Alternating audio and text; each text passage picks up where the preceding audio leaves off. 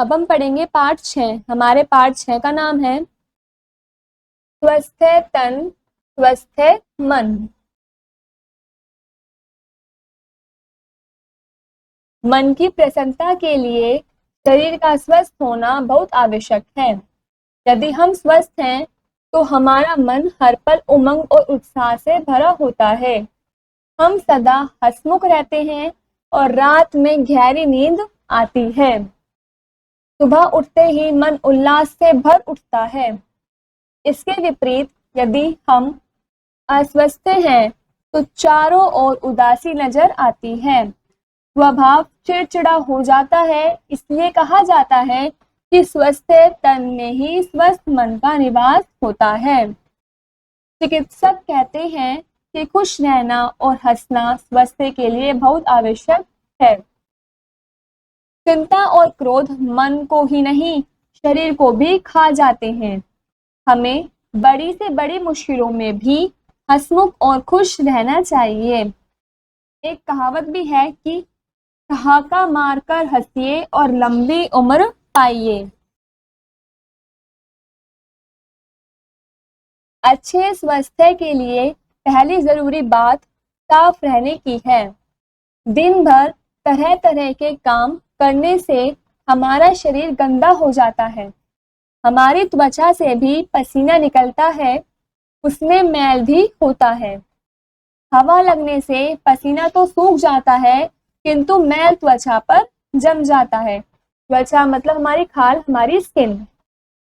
इस मैल को साबुन और पानी से धो डालना आवश्यक है। यदि धोकर त्वचा को साफ नहीं करेंगे तो त्वचा के छोटे छोटे छिद्र बंद हो जाएंगे, पसीना निकलना रुक जाएगा और यह शरीर में कई प्रकार की बीमारियों को जन्म देगा। पसीने के द्वारा शरीर की गर्मी बाहर आ जाती है। पसीना रुक जाने से शरीर की यह आंतरिक गंदगी भीतर ही रुक जाएगी। आंतरिक गंदगी मतलब शरीर के अंदर वाली गंदगी जो है वो अंदर ही रुक जाएगी। इसलिए हमें शरीर को रगड़ रगड़ कर रोज नहाना चाहिए और त्वचा पर जमी मैल उतारनी चाहिए।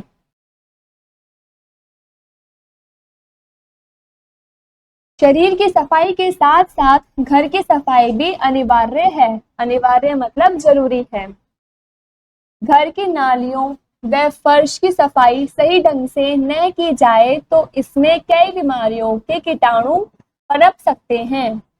अच्छे स्वास्थ्य के लिए साफ हवा और धूप भी आवश्यक है। खिड़कियां दिन में कुछ समय के लिए खुली रखनी चाहिए जिससे स्वच्छ वायु अंदर आ सके और दूषित वायु बाहर जा सके। जाड़ों में हमें धूप में भी बैठना चाहिए। जाड़ों में मतलब ठंड के समय में हमें धूप में भी बैठना चाहिए। इससे हमें कैल्शियम की प्राप्ति होती है। अच्छा तो यही होगा कि धूप में बैठकर तेल मालिश की जाए। इससे रक्त संचार सुधरेगा और त्वचा की रूखापन भी दूर होगा।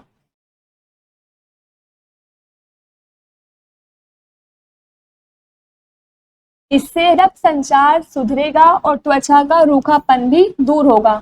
मतलब जो हमारा खून बहता है उसमें भी सुधार आएंगे, उसका संचार सही तरीके से होगा और जो हमारी स्किन है, त्वचा है, उसमें जो रूखापन आ जाता है, ड्राइनेस आ जाती है, वो भी दूर हो जाएगी। मालिश एक प्रकार का व्यायाम भी है। जल ही जीवन है, लेकिन अच्छे स्वास्थ्य के लिए जल का स्वच्छ होना भी नितांत आवश्यक है। मतलब बहुत जरूरी है कि जो हम पानी पी रहे हैं वो भी साफ रहे, स्वच्छ रहे। इसलिए हमेशा स्वच्छ जल ही पीना चाहिए और स्वच्छ जल से स्नान करना चाहिए। शरीर की सफाई के साथ साथ हमें कपड़ों की सफाई का भी ध्यान रखना चाहिए। हमेशा स्वच्छ कपड़े पहनने चाहिए तथा दूसरों का तौलिया व रुमाल का भी प्रयोग नहीं करना चाहिए। अच्छे स्वास्थ्य के लिए संतुलित भोजन भी अति आवश्यक है। यदि हम संतुलित आहार, संतुलित भोजन खाएंगे तो हमारा जो स्वास्थ्य है वो भी ठीक रहेगा। चटपटी व तली हुई चीजें खा लेने से शरीर को पौष्टिकता नहीं मिलती। संतुलित भोजन में दाल रोटी के साथ साथ हरी सब्जी, फल और दूध का होना आवश्यक है। मूली, गाजर और पालक जैसी मौसमी सब्जियां खाकर बेहतर स्वास्थ्य बनाया जा सकता है।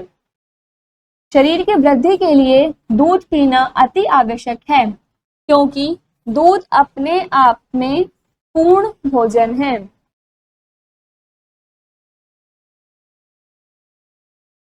स्वास्थ्य के लिए व्यायाम भी आवश्यक है। शारीरिक व्यायाम के साथ साथ योगाभ्यास भी बहुत लाभदायक है। यदि हम शारीरिक व्यायाम के साथ साथ योगा वगैरह भी करें तो वो भी हमारे शरीर के लिए काफी आरामदायक होगा, काफी अच्छा होगा। खेल भी एक अच्छा व्यायाम है, क्योंकि इसमें साथ साथ मनोरंजन भी होता है। तैरना भी एक प्रकार का व्यायाम है। टहलने या दौड़ने से भी स्वास्थ्य लाभ होता है। अतः इन सभी बातों का पालन करके ही हम स्वस्थ रह सकते हैं। किसी ने सच कहा है, तंदुरुस्ती 1000 नियामत है।